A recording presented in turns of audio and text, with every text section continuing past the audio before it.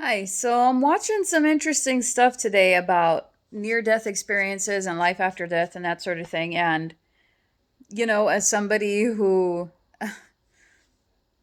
um, has always been attracted to the afterlife, not attracted to death, but to the afterlife. That's actually what led me here, is that attraction to the question, what resides, if anything, beyond our physical existence. And once that existence comes to an end, what do you suppose happens? So that question in itself led me to everything that I'm aware of or I've experienced to date. So, um, in discussion with my husband, who's very cynical and kind of down to earth and scientific and logical, we had discussions in the past on near death experiences. And I'm watching a documentary right now on Amazon about it. And somehow or other, it led us to the subject of DMT. And if you don't know what DMT is, it's a chemical that uh, supposedly every living thing on this planet has within. It has within it. Plants have it, we have it, animals have it, and it's just this chemical that gets released from the brain. Tell me if I'm wrong here. If there's a scientist watching this, tell me if I'm wrong. But a lot of people will actually smoke this chemical, and it will produce visual effects similar to what people describe happens during a near death experience. Not exactly the same, because there are some visual happenings that they describe that are pretty common, um, that don't coincide with near death experiences. A lot of the people that smoke DMT will have auditory, and I guess you could describe it as physical, because you're non physical at the moment when you're experiencing this chemical reaction, and visual um, hallucinations, you could call it, because that's what the scientific community calls it, is hallucinations of like gestures and um, biomechanical, matrixy type creations. A lot of them affirming that the thought is the creator, and that we are all part of this vibrant machine, and that new souls and new people are getting created daily, and that this matrixy type of realm is like the creation station, and they're beginning to see behind the curtain, like in Oz. um, there are like guides, and there are geometric um, geometric revelations, I guess you could say, like the geometric sacred geometry, or like the building blocks to consciousness, and they help the delivery between that realm and this, to dictate and to build upon consciousness, and how we experience life here on this planet. Um, Basically, like that astral realm mimicking life here on Earth. So, if you want to look into DMT, just look up Terence McKenna.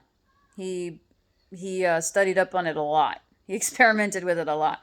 But anyway, so what my husband was saying was that near death experience is nothing but a chemical reaction in the brain, to the brain shutting down and to the body's response to it. As somebody who has been on the verge of just calling it a day on several different occasions when it comes to water, like I've blacked out in water a handful of times. I already lost track. That's why I'm so, what's the word? I'm so scared of the deep ocean, because there have been several different instances where I have been submerged in water. I take in water, I can't breathe anymore, and I black out. All I know is that I'm either pulled out, or I come to, or I wake up on my own, after that blackout. So that's all I can give you as far as my physical near death experiences. But one thing that came to mind in watching these documentaries about near death experiences is people that have physical disabilities being able to experience things that they wouldn't otherwise be able to. Like, for example, a blind person having a near death experience and being able to physically visualize. I guess you could say physically, spiritually visualize, chemically visualize. And I'm talking like people that were born blind. They have no idea whatsoever what anything looks like. I'm not talking like I was, legally blind but could still see shapes or anything. No, I'm talking like straight up blind. Or people that were deaf but could hear after these near death experiences. And only for that moment, not after, but for that moment. And I get to thinking, like, I'm just a regular person. There's no way I could possibly provide a solution to this, but it got me thinking, what if it's just like a chemical reset? So what I've been reading up on is that there are scientists that are doing studies on genetic memory. So say, for example, now this is an extreme example. Say, for example, you just know how to play the piano and you have no idea why. You just know how to do something. It just comes naturally to you. And you were never taught, you never got any lessons, or you never really took an interest in it. You just picked it up and you knew how to do it. Well, they're trying to explain this in that you inherited what your forefathers knew how to do. It's like if you repeat something so often that it gets passed down in your genetics, and that also involves memories.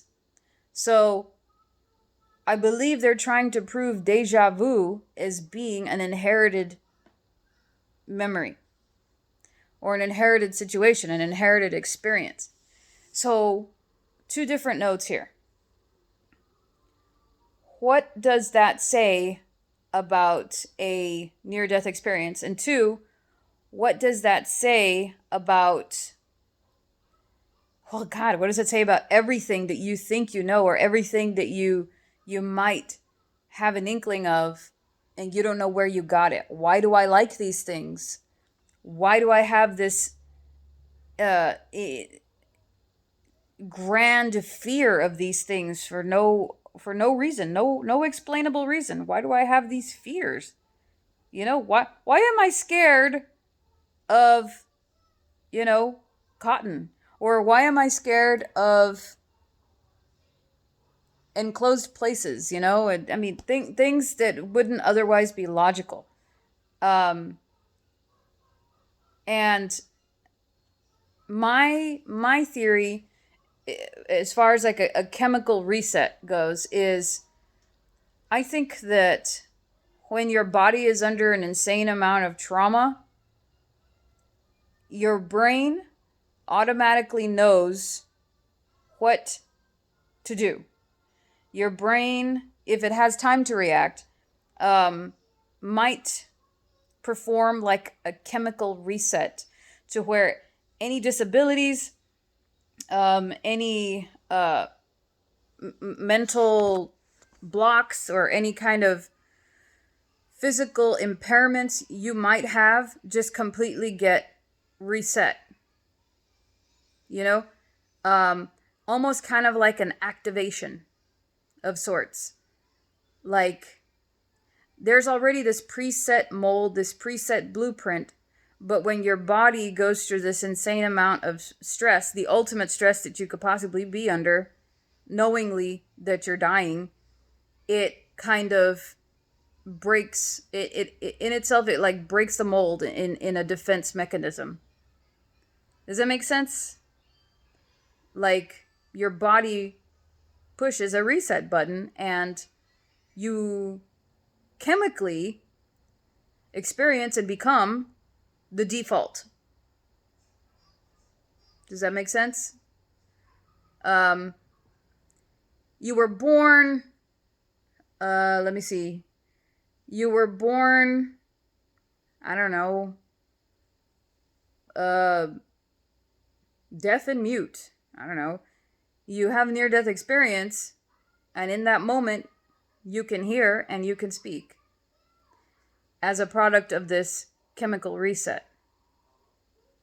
Does that make sense? So, I don't know, it just got me thinking, like, I'm of the mindset of spiritual and science are not separate. They are the same.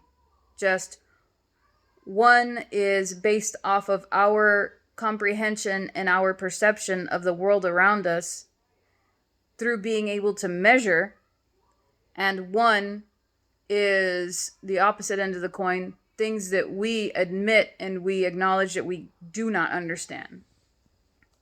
So I just, and I get a lot of slack for this. I've gotten a lot of slack for this, but I just think it's all just unexplained science. And there's just like, there's a comfort in that. There's a comfort in knowing that it's okay to not know. There's a comfort in knowing that, you know, it's all natural. There's nothing wrong with it being all natural. If you look around, if you feel, if you use your intuition, something that scientists haven't been able to necessarily prove, you can't deny that it's all a chemical reaction. It's all a chemical makeup. Even if that chemical is outside of us, even if we grasp the concept that everything that we are and everything that we are a part of is all interconnected, there's no denying that, then the concept that I'm talking about becomes easier to accept. So, you know, just something to ponder. And, you know, if you want to leave your thoughts, your notes on maybe near-death experiences that you've had, or your position on this subject matter, or your position on anything that I've discussed in this video, I'd be happy to hear it. I love hearing theories. I love hearing people's stories. I love hearing where they stand on these subject matters. So maybe it'll give me some insight. Maybe it'll teach me or the other people commenting something. You know, it'll help us grow and expand and learn. And okay, that makes sense. That makes sense. You know, help us to keep growing and to keep observing and learning and understanding this testing ground that we called Earth, you know? So, yeah, we'll see you guys next time.